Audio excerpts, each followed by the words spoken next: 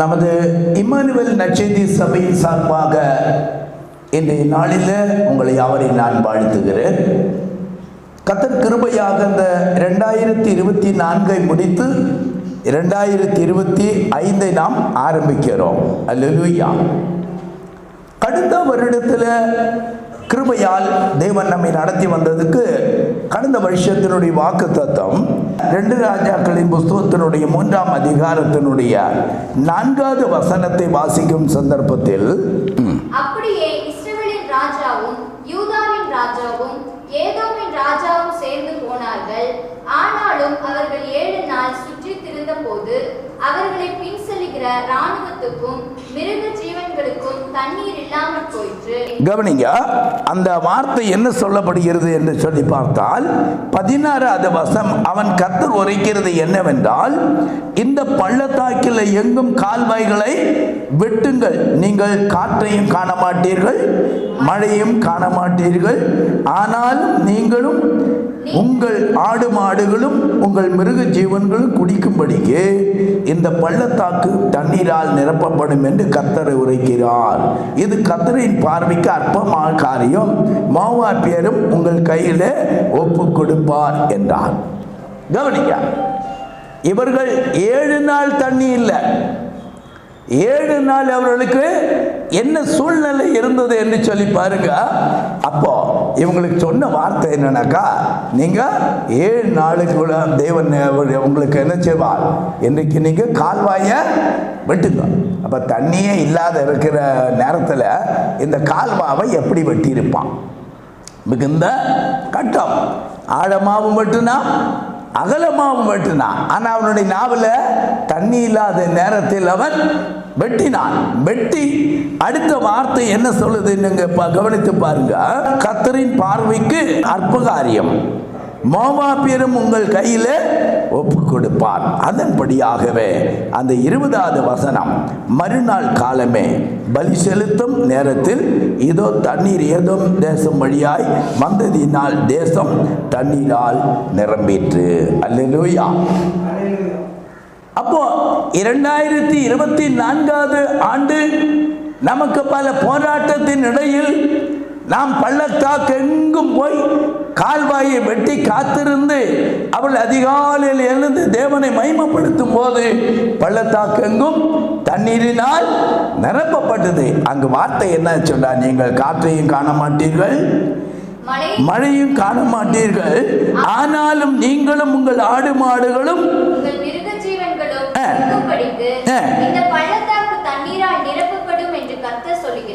தண்ணீரால் நிரப்பப்படும் என்று கர்த்தர் சொல்லுகிறார். இப்ப தண்ணி நிறைஞ்சிருச்சு, தண்ணி நிறைந்தாயிற்று. இந்த தண்ணீரை இனி அடுத்தது என்ன செய்யணும்? இப்போ நிலமெல்லாம் அங்கு பார்க்கும்போது வெகு காலகட்டங்களாக தண்ணி இல்லாத தேசம் இப்போ எப்படி இருக்கும்? வறண்டு போயிருக்கும். இந்த வறண்டு போன தேசத்தில் இனி போய் என்ன செய்யணும்? விதை விதைக்க வேண்டும். ஆகவே பரிசுத்த தேவனுடைய வார்த்தை இங்கு என்ன சொல்லப்படுகிறது என்று சொல்லி பார்த்தால், ஓசியா புஸ்தகத்தில் 10ஆம் அதிகாரத்தினுடைய 11வது வசனம் இவ்விதமாய் சொல்லப்படுகிறது. கவனித்து பாருங்க. எப்ராயிம் நன்றாய் பழக்கப்பட்டு போரடிக்க விரும்புகிற கடாரியாய் இருக்கிறான். ஆனாலும் நான் அவன் அழகான கழுத்தின் மேல் முகத்தடியை வைப்பேன். எப்ராயிமை ஏர் பூட்டி ஓட்டுவேன். யூதா உழுவான், யாக்கோபு அவனுக்கு பரம்படிப்பான். நீங்கள் நீதிக்கென்று விதை விதையுங்கள், தயவு கொத்ததாய் அறுப்பு அருங்கள், உங்கள் தரிசு நிலத்தை பண்படுத்துங்கள். கர்த்தர் வந்து உங்கள் மேல் நீதியை வர்ஷிக்க பண்ண மட்டும் அவரை தேட காலமாயிருக்கிறது. கவனித்தீங்களா? அப்போ இந்த 2025 ஆண்டு நமக்கு கொடுக்கப்பட்ட இந்த தண்ணீர் நிறைந்த ஒரு பள்ளத்தாக்கில் தேவன் தாகத்தை தீர்த்தார், நமக்கு அற்புதத்தை காண செய்தார். இப்போ அடுத்தது நாம் என்ன செய்யணும்? இந்த தண்ணீரை போய் இதுவரைக்குமாக நிலத்தை பண்படுத்தாத இடத்தில் எல்லாம் போய் நாம் பண்படுத்த வேண்டும். அதை இப்பொழுது அந்த தரிசு நிலம், தரிசு நிலம்னா என்ன அர்த்தம்?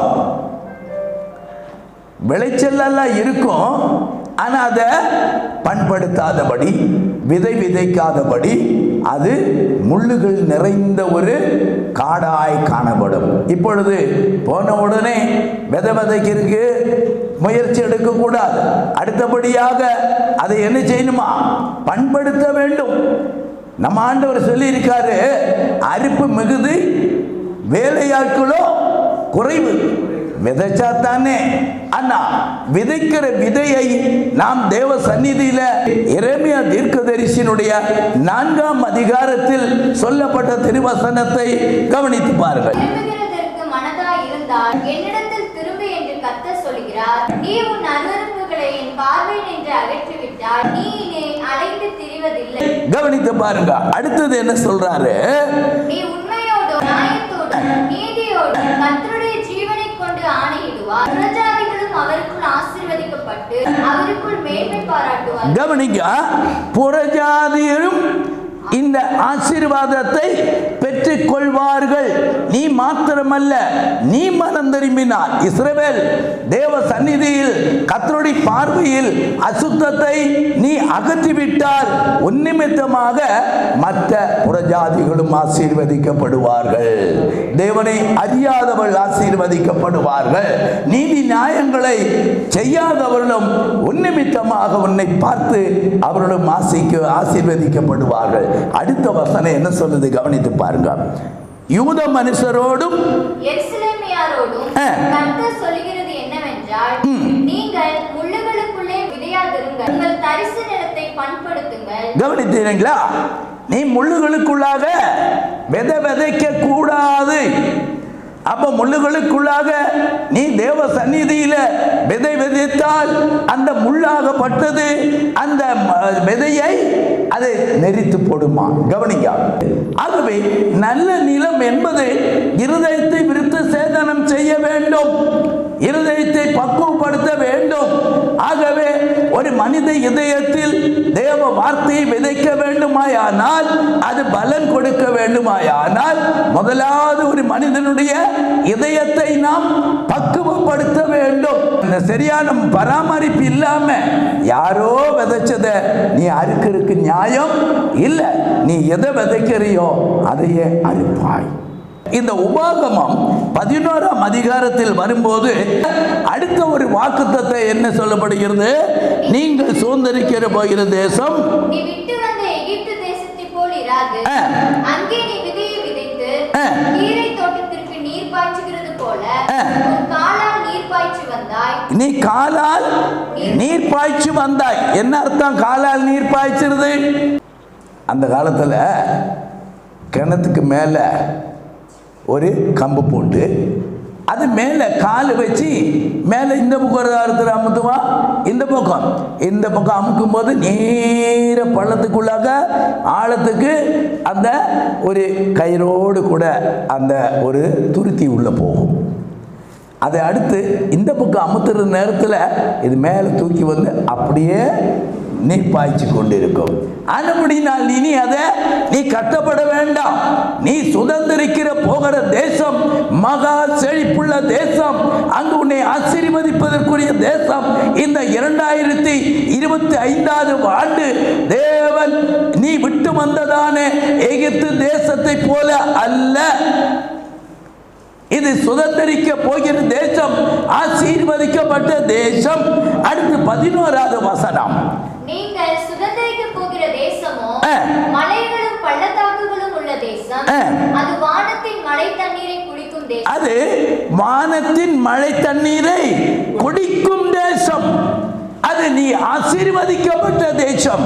நீ தேவ சந்நிதியில் இந்த கற்பனைகளையும் தேவனுடைய பிரமாணத்தையும் அனுசரித்து நீ மனசாட்சிக்கு பயப்பட வேண்டும். அடுத்தது வசனத்துக்கு பயப்பட வேண்டும், அதன்படி வாழ வேண்டும் என்றால் இந்த வசனத்தின்படி அந்த 12ஆவது வார்த்தை என்ன சொல்லுது? கவனித்து பார். அதுவும் தேவனாகிய கர்த்தர் விசாரிக்கிற தேசம், வருஷத்தின் துவக்கம் முதல் வருஷத்தின் முடிவு மட்டும் எப்பொழுதும் உன் தேவனாகிய கர்த்தரின் கண்கள் அதன் மேல் வைக்கப்பட்டிருக்கிறது. அல்லேலூயா, அல்லேலூயா. நீ கடந்து போகிற இனி உள்ள தேசத்தில் தேவன் நிச்சயமாக இந்த 2025 ஆண்டு தேவன் நம்மை ஆசீர்வதிக்கவே ஆசீர்வதிப்பார். நீ தேவனுடைய பிரமாணங்களை கை கொண்டு வாழ வேண்டும். அடுத்த வார்த்தை என்ன சொல்லுது கவனித்து பாருங்க. நீங்கள் உங்கள் தேவனாகிய கர்த்தரிடத்தில் உங்கள் முழு இதயத்தோடும் உங்கள் முழு ஆத்துமாவோடும் அன்பு கூர்ந்து அவரை சேவிக்கும்படி நான் இன்று உங்களுக்கு கற்பிக்கிற என் கற்பனைகளுக்கு கீழ்ப்படிந்தால் நீ உன் தானியத்தையும் உன் திராட்சரசத்தையும் உன் எண்ணெயையும் சேர்க்கும்படிக்கு நான் ஏற்ற காலத்தில் உங்கள் தேசத்தில் முன்மாரியையும் பின்மாரியையும் பெய்ய பண்ணி மிருக ஜீவன்களுக்காக உன் வெளிகளிலே புல் முளைக்கும்படி செய்வேன். நீ சாப்பிட்டு திருப்தி அடைவா என்கிறார். ஆகவே நாம் தரிசு நிலத்தை என்ன செய்ய வேண்டுமா? பண்படுத்த வேண்டும் என்றால் நம்ம போய் இடம் வாங்கி விவசாயம் செல்றது அல்ல. மனித இதயத்தை பக்குவப்படுத்தி அந்த நல்ல இதயமாக மாற்றி அங்கு நாம் விதை விதைக்க வேண்டும். பாவத்தோடு கூட இருக்கிற மனிதன் அவன் தேவ சந்நிதியில் எவ்வளவு வசனத்தை கேட்டாலும் குணப்படாத மனிதனுடைய வாழ்க்கையில் அவன் இருளிலே போய்வான். கவனிங்க, அது சாத்தான் வந்து கழுத்தில் வந்து பாசக்கயிறு போட மாட்டான் மரண தூதன். அப்புறம் எங்க போடுவான்னு நினைக்கிற?